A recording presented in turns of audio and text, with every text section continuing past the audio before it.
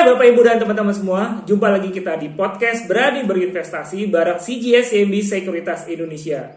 Apa kabar kalian semua? Semoga kalian sehat-sehat ya. Nah, di podcast kali ini saya sudah bersama dengan Fani Suherman. Saya sapa dulu ya Fani. Hai Fan, apa kabar Fan?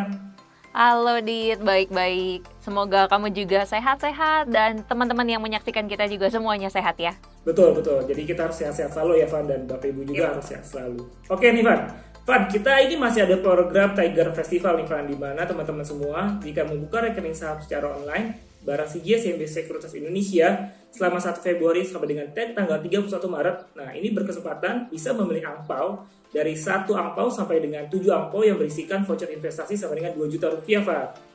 Bener banget nih, jadi menarik banget ya, vouchernya itu sampai dengan 2 juta rupiah loh teman-teman ya. Jadi karena memang waktunya udah makin mepet nih, udah hampir mendekati tanggal 31 Maret. Nah, kalau misalkan belum buka, langsung aja buka nih di CGS CIMB Sekuritas Indonesia ya. Bener banget tuh apa dikatakan Fani. Oke Fan, sekarang kita mulai masuk ke topik nih Fan. Jadi sebenarnya kalau misalnya dilihat nih Pak, market bisa dikatakan relatively kuat nih Fan ya sejauh ini. Walaupun ada konflik antara Ukraina dan Rusia yang kita tahu juga nih Fan ya bersama. Dan ini juga sepertinya ada pengaruh asing ya Fan ya. Di mana asing ini memang kalau kita lihat net buy kurang lebih sekitar 5 triliun rupiah nih Fan dalam 1 mingguan ini. Jadi pastinya teman-teman mau tahu nih Fan, apa saja sih Fan katalis market kita saat ini Fan? Oke, thank you. Nah, kalau misalkan kita lihat nih teman-teman ya, jadi memang katalisnya itu bukan cuma nih sekedar konflik antara Rusia dengan Ukraina gitu ya. Jadi apa aja yang bisa kita lihat? Yang pertama adalah potensi The Fed untuk menaikkan suku bunga. Nah, kapan yang terdekat ini adalah di sekitar tanggal 16 Maret nih teman-teman ya. Jadi memang menurut probabilitas dari Fed Watch Tool yang kalau kita lihat terakhir ya, ini probabilitasnya nih hampir 100% mereka akan menaikkan suku bunganya sebesar 25 bips atau 0,25% gitu ya di nanti nih 16 Maret ya. Nah, cuma kalau kita lihat efeknya akan negatif atau enggak ke market, ini sebenarnya kelihatannya sudah mulai price in seperti itu ya. Nah, kemudian yang kedua nih Dit, jadi memang masih ada yang namanya konflik ya antara Rusia dengan Ukraina. Mungkin teman-teman juga udah bosan kali gitu dengernya ya, karena memang konflik ini menyebabkan kenaikan dari harga-harga komoditas nih kalau misalkan teman-teman lihat ya, saham yang relate dengan komoditas contohnya kayak misalkan coal, kemudian oil, nikel, CPO dan sebagainya itu rally belakangan ini ya karena konflik ini. Nah, kemudian yang ketiga adalah kalau kita lihat dari segi kasus COVID-19 nih. Jadi memang kasus COVID-19 ini sempat mencapai all time high ya teman-teman ya. Jadi kalau misalkan teman-teman lihat daily cases ini sempat mencapai puncaknya itu sebesar 64.718 ya. Ini per 16 Februari tahun 2022. Nah, ini peaknya lebih tinggi dibandingkan kalau misalkan kita lihat peak ketika Delta tahun lalu nih. Jadi Delta tahun lalu itu peaknya tuh hanya sekitar 56.757 case gitu ya. Nah, kalau kita lihat cuma yang menarik adalah dari segi BOR atau Bed Occupancy Rate ya.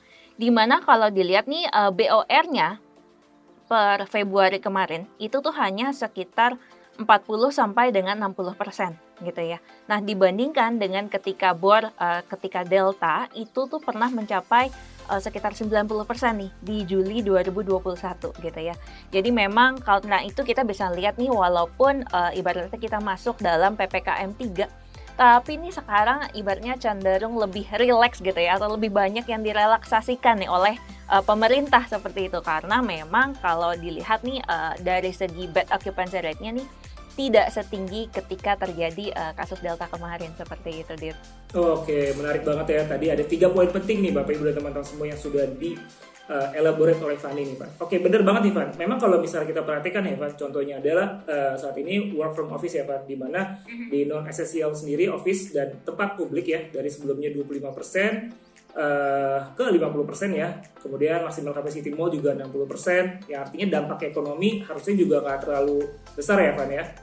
Lalu dilihat dari tingkat vaksinasi sendiri saat ini memang kita lihat sudah mencapai herd immunity kan. Dan per akhir Februari 2022 nih Bapak Ibu dan teman-teman, kalau kita perhatikan 80%, 81% cover dari vaksin dosis 1 dan 61% ya kalau kita lihat di cover full vaksin itu sendiri. Nah, tapi saya tertarik nih Pak untuk membahas mengenai efek konflik dari Ukraina dan Rusia juga nih Pak. Nah, ibaratnya nih Fana, kita semua pastinya semua udah tahu juga ya untuk bahas mengenai konflik ini, komoditas nih ya, relate ke komoditas ini rata-rata pada naik semua. Tapi yang menarik nih Pak, kita bahas adalah dengan naiknya komoditas ini Pak, sebenarnya akan menguntungkan Indonesia atau akan merugikan negara kita sih Pak? Oke, ini pertanyaan yang bagus banget nih ya. Jadi kalau misalkan kita lihat nih, menguntungkan atau enggak, pertama kita harus lihat Indonesia ini sebenarnya lebih ke net eksportir atau importir gitu ya. Ternyata kita ini memang negara yang lebih ke arah net eksportir, yaitu kita banyak mengekspor ya barang-barang komoditas. Contohnya aja kayak gimana nih, kayak coal, kemudian gas, nikel, kemudian ada CPO ya dan sebagainya gitu. Nah, tadi kalau kayak misalkan coal, gas, nikel, CPO itu kurang lebih tuh porsinya ya sekitar 41% dari total ekspor di 11 months 2021 gitu. Nah, sedangkan kalau misalkan dilihat nih importnya ada nggak? Ada juga gitu ya. Contohnya apa? Misalkan yang berkaitan dengan foodstuff, contohnya kayak gandum misalkan gitu ya. Dan juga kita ada import oil juga gitu ya. Nah, cuma kurang lebih porsinya mereka itu adalah sekitar nih 18% dari total import di tahun 2021 gitu ya. Nah, jadi harusnya nih kalau ditanya menguntungkan atau enggak, harusnya lebih ke arah menguntungkan karena kita ngelihat bahwa ekspor kita itu lebih besar daripada importnya gitu ya. Jadi dia bisa mengcover nih kenaikan dari harga barang-barang yang memang biasanya kita import, kira-kira kayak gitu nih, Det. Oke, itu tadi dari sisi positif nih Pak. Nah, sekarang kita mau ngebahas dari sisi negatifnya nih Pak. Kira-kira dari kenaikan harga komoditas ini Pak, kira-kira apa aja sih Pak efek negatifnya itu sendiri Pak? Oke, negatifnya juga pastinya ada ya. Contohnya apa nih? Misalkan harga gandum ini udah naik kurang lebih sekitar 21% nih ya dari kurang 2 bulan terakhir ini gitu ya. Jadi kenaikannya memang lumayan signifikan.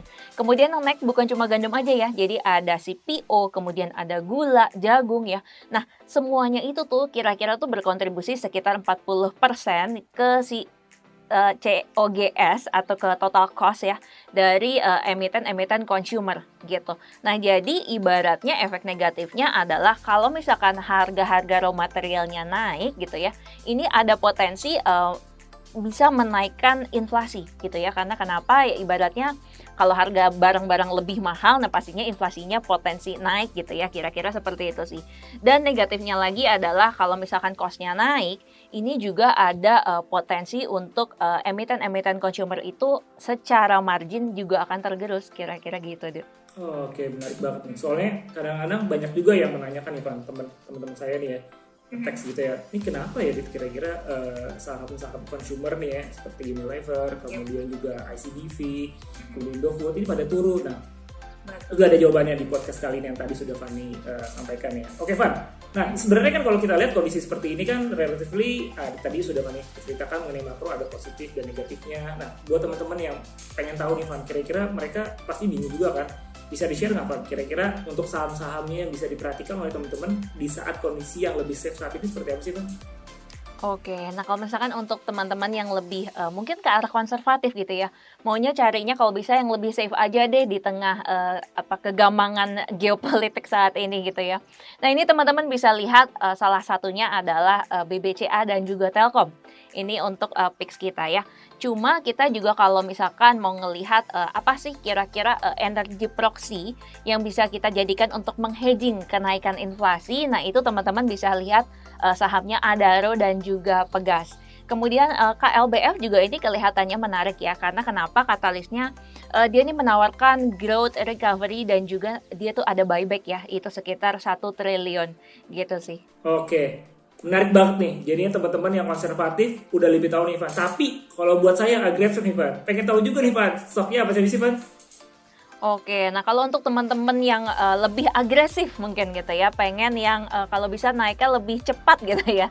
Nah ini kita pilihkan ada beberapa saham. Nah tapi ini dengan syarat kalau misalkan teman-teman melihat bahwa memang harga-harga komoditas ini naiknya nih rally-nya masih akan cukup panjang gitu, cukup lama ya. Nah ini teman-teman bisa lihat untuk sahamnya ada BBRI, kemudian ada BBNI, kemudian ada ACE dan MAPI ya. Terus ada ICBP dan Gudang Garam dan juga LSIP dan DSNG. Gitu, Dit. Oke, thank you banget Rifan atas elaborasi dan juga option-option pilihan buat teman-teman semua, baik bagi teman-teman yang memang tipenya konservatif maupun agresif nih seperti saya nih. Oke Van, pastinya nih Van, setelah kamu kasih tahu, pastinya kita juga berharap teman-teman semua juga nggak bingung lagi ya untuk mulai berinvestasi, bener nggak Van? Betul, karena makin cepat dimulai investasi itu pastinya makin baik ya. Oke, nah itu tadi teman-teman semua podcast kali ini bareng saya dan juga Fani dari CGS CMB Sekuritas Indonesia. Kita berdua dari tim retail research analis dari CGS CMB Sekuritas Indonesia. Jangan lupa ya untuk langsung aja mulai berinvestasi di mana kalau bukan di CGS CMB Sekuritas Indonesia. Oke Van, thank you banget ya udah menemani saya dan teman-teman semua di podcast kali ini. Semoga teman-teman semua sehat-sehat selalu ya, dan kamu juga sehat-sehat selalu ya Van ya. Yap, betul banget. Jadi sampai jumpa di podcast berikutnya ya. Bye-bye. Bye-bye teman-teman semua.